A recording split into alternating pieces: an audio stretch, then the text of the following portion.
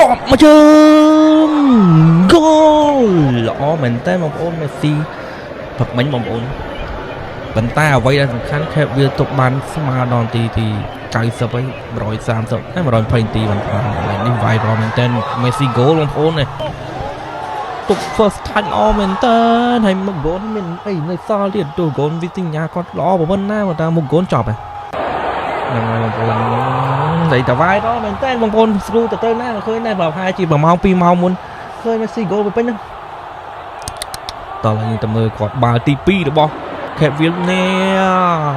ឌូតេម៉ាទីណេសបងប្អូន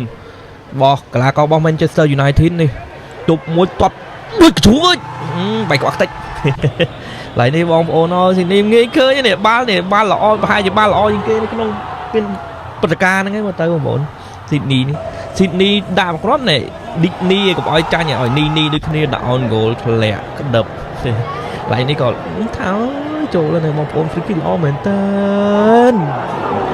ទៀតគោលល្អយ៉ាងហ្នឹង